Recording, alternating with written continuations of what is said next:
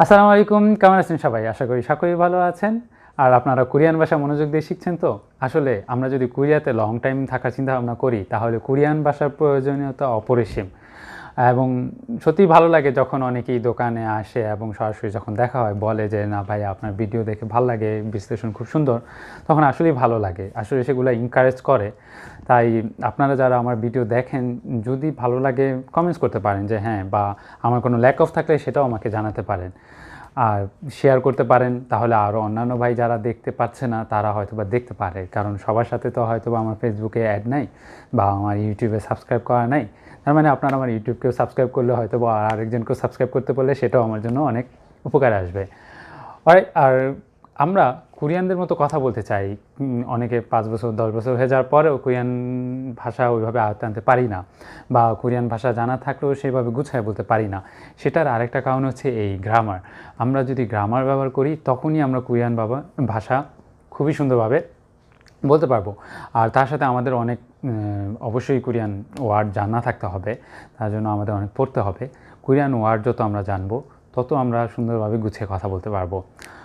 আজকে আমরা যে কোরিয়ান গ্রামারটা পড়বো সেটা হচ্ছে মিয়ংসার সাথে ইনা বা বাক্যে ব্যবহার করে কিভাবে কোরিয়ান সেন্টেন্স বানানো হয় বা কিভাবে কথা বলা হয়। তো প্রথমে আমরা ইনা নিয়ে আলোচনা করব। ইনা অর্থ কী? ইনাটা সাধারণত ইনা বা না বা গনা বা আনিমিয়ন প্রায় সেম অর্থ, অর বোঝায়। অর মানে বা, দুইটা চয়েসের মধ্যে, মানে দুইটা জিনিসের মধ্যে চয়েস করতে হয় যে কোনো একটা, সেই ক্ষেত্রেই ইনাটা বসে, মানে অর বসে। যখন দুইটা চয়েস থাকে তখনই আর কি জিনিসগুলো ব্যবহৃত হয়। এবং এই ইনার আরেকটা অর্থ আছে বা না, এটা আরেকটা অর্থ ব্যবহৃত হয় যখন কোনো কিছু আমার কাছে বেশি মনে হবে, লাইক কোনো কিছু আমি করছি সেটা বেশি মনে হবে। যেমন আমি আমার পেট, আমি এখন মানে পুরো ফুল আছি, আমি অনেক খাইছি, আমার মনে হয়েছে যে আমি অনেক খাইছি, আমি 2টা বার্গার খেয়ে ফেলছি, তাই অনেক পেট অনেক ফুল, ঠিক আছে? এরকম ক্ষেত্রেও নাটা বসে। তো উদাহরণের মাধ্যমে আমি আপনাদেরকে আরও সুন্দরভাবে বোঝাবো। 나는 아침에 커피나 차를 마셔요. 나는 아침에 커피나 차를 마셔요. আমি সকালে কফি বা টি মানে চা পান করি। এখানে কফিতে বাছিম নাই, তাই না বসছে। যদি বাছিম থাকতো তাহলে ইনা বসতো। দ্বিতীয়টা যদি দেখি, 엄마 나 আপ্পা가 전화할 거예요. তার মানে হয় আম্মা না হলে আপ্পা, দুজনের একজন ফোন দিবে।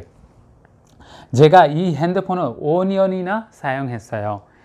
আমি আমার মোবাইলটা 5 বছর ব্যবহার করছি, মানে আমাদের অনেক মনে হইতেছে যে আমি অনেক ব্যবহার করে ফেলছি, তাই সেই ক্ষেত্রে 5 বছর ওনিওনিনা 사용했어요। আমরা বাংলা ভাষায় বলি না আরে এটা অনেক দিন ব্যবহার করে ফেলছি, এভাবে বলি না, ঠিক একই। সেই ক্ষেত্রে এই নাটা বসে। না, ইনা, গনা এবং আনিমিয়ন প্রায় সেম। গনার ক্ষেত্রে যেমন আমরা বলি না যে 나는 아침에 빵을 먹거나 커피를 마셔요. আমি সকালে রুটি খাই বা কফি পান করি, দুইটার একটা করি আর কি সকালবেলা। সেই ক্ষেত্রে গনা ব্যবহৃত হয়। বা 아니면의 ক্ষেত্রেও সেম, 나는 아침에 빵을 아니면 커피를 마셔요। সেম, একই সবগুলো অর্থ একই, কিন্তু আজকে যেহেতু আমরা ইনা নিয়ে আলোচনা করতেছি তাই ইনার উদাহরণগুলো দিলাম। এবং ইনার ক্ষেত্রে আমি আবারও বলি, ইনা বা না এটার অর্থ হচ্ছে অর। এটা সাধারণত ব্যবহৃত হবে যখন দুইটা চয়েস মধ্যে একটা আপনি সিলেক্ট করবেন বলার ক্ষেত্রে, তখন এটা ব্যবহৃত হয়, দুইটা চয়েস রাইখা। অলরাইট, এখন আমরা বাক্যে, মিয়ংসার সাথে বাক্যে কীভাবে ব্যবহার করে সেন্টেন্স বানাতে হয় সেটা নিয়ে আলোচনা করব। ওকে, এখন আমরা দ্বিতীয় মূলপদটি পড়ব। দ্বিতীয় মূলপদটি হচ্ছে মিয়ংসা বাক্যে। মিয়ংসা মানে নাউনের সাথে আপনার বাক্যে যুক্ত হবে। আর সবচেয়ে মজার ইন্টারেস্টিং ব্যাপার হচ্ছে এই বাক্যে দিয়ে কোরিয়ান ভাষা অনেক অনেক অনেক সেন্টেন্স, মানে প্রচলিত কথাতে প্রচুর ব্যবহৃত হয় এই বাক্যটা। কিন্তু বাক্যে অর্থটা কি, আমরা আসলে কি বোঝাতে চাচ্ছি এই বাক্যটা দিয়া?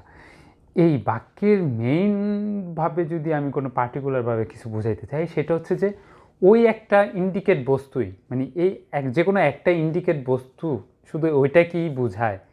ওই রকম ক্ষেত্রে কোনো একটা বস্তুর ক্ষেত্রে যে হ্যাঁ এটাই শুধু বোঝায়, এছাড়া অন্য কিছু বোঝাচ্ছে না, তখনই বেশিরভাগ বাক্যে ব্যবহৃত হয়। আরও সহজভাবে যদি আমি বলতে চাই তাহলে আপনি কোনো কিছু বর্ণনা করতে গিয়ে যদি কোনো একটা বস্তুকে নির্ধারিত করে বলেন তখনই এই বাক্যে ব্যবহৃত হয়। উদাহরণ দিলে আপনাদের বুঝতে আরেকটু সুবিধা হবে। 냉장고에 মূল বাক্যে 없어요. 냉장고에 রেফ্রিজারেটর, ফ্রিজে শুধু পানি, মূল পানি, নাউন, শুধু পানি ছাড়া আর কিছু নাই। তার মানে এখানে কি ইন্ডিকেট করছি আমরা? পানিকে ইন্ডিকেট করছি। আরেকটা ইম্পর্টেন্ট থিংস, এই বাক্যের শেষে কোনো সময় 긍정적인 মান আসবে না, পজিটিভ মান আসবে না, 부정인 মান আসবে সবসময়, 부정적인। আপনার নেগেটিভ মান আসবে। নেগেটিভ মান বলতে নেগেটিভ, ইতিবাচক কোনো সময় হবে না, সবসময় নেতিবাচক হবে। সেই নেতিবাচকগুলো কী কী? সেই নেতিবাচকগুলো হচ্ছে 없어요, 못해요, 않다, 하지 않다 এরকম। আর এই বাক্যে শুধু ওই একটা ইন্ডিকেট করব সেই ক্ষেত্রেও ব্যবহৃত হয়, এবং অনেক সময় আপনার কোনো কিছু, আপনার চিন্তাতে কোনো কিছু মানে শর্ট, মানে কোনো একটা জিনিস, যেমন একটু আগে আমরা পড়ছিলাম ইনার ক্ষেত্রে আপনার চিন্তাভাবনাতে বেশি যেটা, আর এটার ক্ষেত্রে হচ্ছে আপনার বা অন্য আরেকজনের চিন্তাভাবনাতে যেটা একটু কম মনে হবে, মানে হ্যাঁ এই জিনিসটা একটু বেশি হলে ভালো হতো কিন্তু একটু কম হয়েছে, এরকম যখন চিন্তাভাবনা হয় তখনও বাক্যটা ব্যবহৃত হয়। যেমন ধরেন একটা পানির বোতলে পানি অর্ধেক আছে, ঠিক আছে, মূল ভান বাক্যে 없어요। তো ভান অল্প আছে, বেশি নেই, এটা বুঝাইতে চাই। যখন বেশি হইলে হ্যাঁ খাদ্য খেয়েও বলতাম আমরা, কিন্তু যেহেতু অল্প আছে, ঠিক আছে, তখন আমরা বাক্যে ব্যবহার করব। আমরা দ্বিতীয় উদাহরণটি যদি দেখি, 커피를 마시고 싶은데 천원밖에 없어요. আমি কফি পান করতে চাই, 1000원밖에 없어요। যেহেতু কফির দাম ধরেন 2000 বা 3000 ওয়ান, কিন্তু এখানে মাত্র 1000 ওয়ান আছে, তার মানে শর্ট। বা এখানে কি হয়েছে, নেগেটিভটা আসছে, অপশন মানে আমার কাছে নাই, এখন আমি কী করব, ঠিক আছে, আমার কাছে থাকলে তো আমি ঠিকই কফিটা পান করতে পারতাম। 공부를 30분밖에 못했어요. তাহলে কি হয়েছে, আমি স্টাডি 30 মিনিটের বেশি পড়তে পারি নাই। আমি যদি আরও বেশি পড়তে পারতাম তাহলে আমার জন্য ভালো হইতো। এখানে আমার দৃষ্টিতে, আমার চিন্তাতে আমি খুব কম করছি, মানে শর্ট পড়ছে, এর জন্য 공부를 30분밖에 못했어요. নেক্সট, 한국어를 한마디밖에 못해요. কোরিয়ান ভাষায় একটি ওয়ার্ড ছাড়া আর জানি না, বা একটি সেন্টেন্স ছাড়া আর জানি না। তাহলে কি আমি কোরিয়ান ভাষা অনেক শর্ট না, মানে অনেক আমার মধ্যে ল্যাক অফ আছে না, সেই ক্ষেত্রে আমরা বাক্যে ব্যবহার করব। তাহলে মীমাংসার সাথে আমরা বাক্যে তখনই ব্যবহার করব যখন আমরা কোনো জিনিস ইন্ডিকেট করে বলবো, শুধু ওই একটা জিনিসই আছে এরকম কিছু ইন্ডিকেট করব, বা কোনো কিছু আমার দৃষ্টিতে বা অপর সাইডের ব্যক্তির দৃষ্টিতে অল্প মনে হচ্ছে, সেই ক্ষেত্রে বাক্যে ব্যবহৃত হবে। এভাবে আমরা নাউনের সাথে ইনা বা না, ইনা নার ক্ষেত্রে বাচ্ছিম থাকলে চেঞ্জ হয় যেরকম, বাক্যের ক্ষেত্রে বাচ্ছিম থাকুক বা না থাকুক কোনো চেঞ্জ হবে না। তো এভাবে আমরা বাক্যে এবং ইনাকে ব্যবহার করে সুন্দরভাবে কোরিয়ান ভাষা ব্যবহার বলবো। আপনারাও আমাকে আপনারা বাক্যে ব্যবহার করে কোনো সেন্টেন্স যদি পারেন লিখে জানাতে পারেন। ধন্যবাদ সবাইকে। আর আবারও প্রথমে যে কথাটা বলেছিলাম সেটাই আবারও রিপিট করছি, আপনারা যারা ভিডিও দেখেন, আপনারা যদি উপকৃত হয়ে থাকেন তাহলে অবশ্যই শেয়ার করেন, তাহলে আমরা সবাই মিলে উপকৃত হতে পারবো। ধন্যবাদ সবাইকে।